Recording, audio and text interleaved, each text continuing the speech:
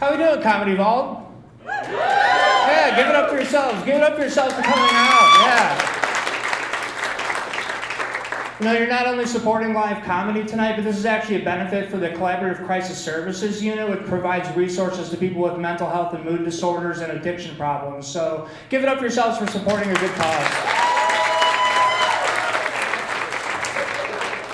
I am Mike Pickerel, and some of you might actually recognize me from over there. That's where I was prior to now. Thank you. Yeah, no, we do actually have a couple quick announcements before we start the show. Teresa and Serena are going to be bringing the checks around at the end of the show, but please feel free to tip them greatly. They're doing a lot of hard work for you guys tonight. Give it up for them.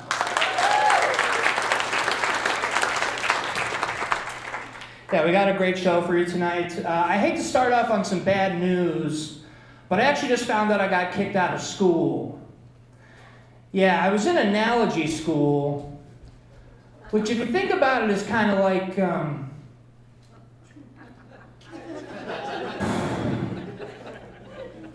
I guess I'm never going to know, you know? Everybody hates the guitar guy at the party, so I learned the trombone. And if you thought that people hate the guitar guy at the party, just wait until you see them react to the New Orleans jazz version of Wonderwall. It's pretty incredible. You know, I'm a pretty lonely guy. I'm so lonely that recently I've taken to commenting on people's Venmo transactions. Like if I see one friend pay another friend $20 for the pizza emoji, I'm just like, great, I like pizza too. Where was the invite? You know? Have you ever been so angry in traffic it's giving you the illusion that your life has meaning? Just me? Okay. All right. I'm not a very popular guy.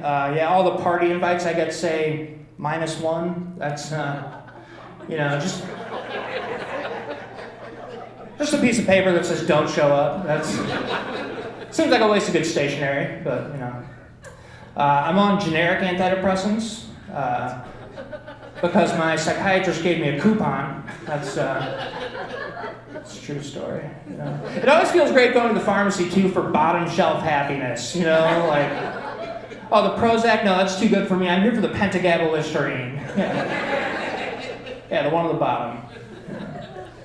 And you never see a commercial for like generic antidepressants. And I look to see one just once, you know, because you'll see like a Zoloft commercial, and it'll be like a guy in the park playing frisbee with his dog, you know, or like a woman getting married, you know, the happiest day of her life. I think a generic antidepressant commercial would just be a guy and a stained wife beater putting a gun down on the table and saying, well, maybe seeing it every other weekend won't be so bad. You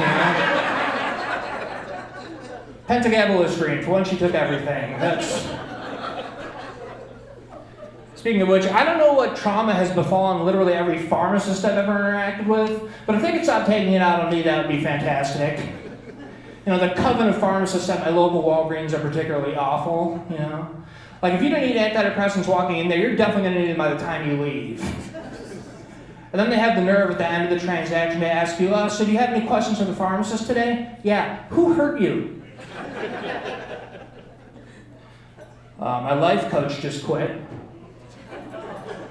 I don't know what to do now. A buddy of mine got me a self-help book for Christmas, and I had to tell him, like, look, man, I think that's against the rules. I don't think you're allowed to buy those for other people. You know? It's just a really great way for him to tell me he doesn't like me on a fundamental level, you know? Another friend of mine has multiple personality disorder. I just wish one of them was fun to hang out with, you know? That's... I am a big movie buff, big fan of movies. I finally saw The Shape of Water. It's glass-shaped, in case you're wondering. That's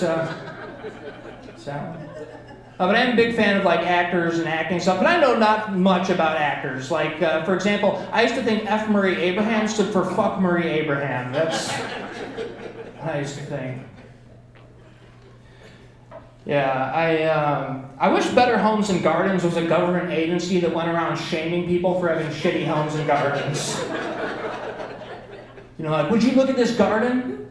You should be ashamed of yourself. You call these vine-ripe tomatoes? we're taking your kids. They shouldn't have to see this. Anybody here watch VeggieTales growing up? Couple people? Cool. For those of you that don't know what VeggieTales is, it's a show where talking vegetables explain to you parables from the Bible, you know? Which, thinking back on it now, doesn't really make a lot of sense, you know? Using vegetables, the food kids hate, to explain to them the God they fear. Maybe not the best strategy, you know? No, I think they should have used talking vapes instead. I think that would have been a much more effective campaign.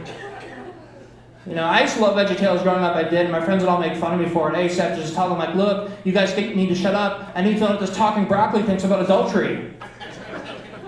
So, I think between Taylor Swift and Hitler, I can no longer take the motivational quotes people post online.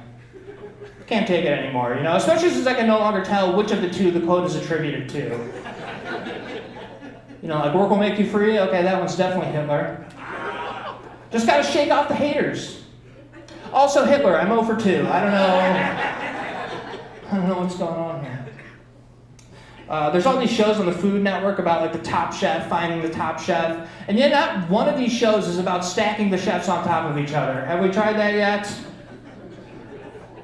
And it's like all the Food Network chefs are like so angry. I don't understand it. Like, no one is making you do this. You know, you're competing against a guy with a George Foreman grill and a paring knife. I'm pretty sure you're going to win, you know? I don't get it. How many grains are we going to allow in bread now before we storm the Capitol, huh? You know? Like, I was at the grocery store the other day. I saw a bag of bread that said 68 grain bread. I opened the bag up. It was just loose gravel.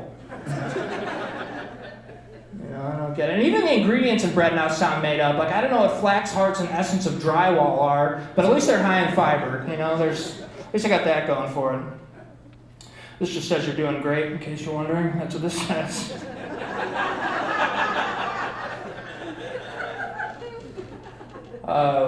Why is it that all dads sneeze like such maniacs, you know?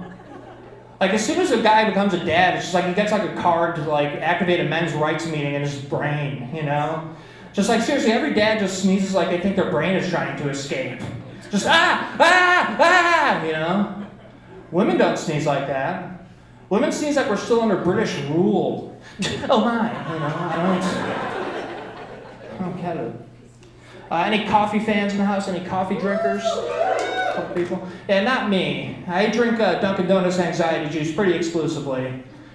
Yeah, I take my coffee as iced cream that someone whispered coffee into. That's how I take it. I just lost my sexual fantasy league. 0-4.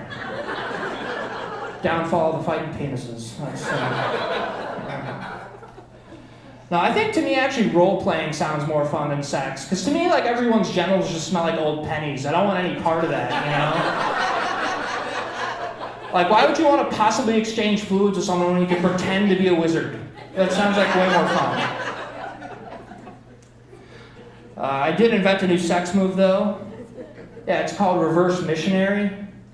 It's where the man just lies there, and the woman goes to other countries preaching the word of God. That's what that is.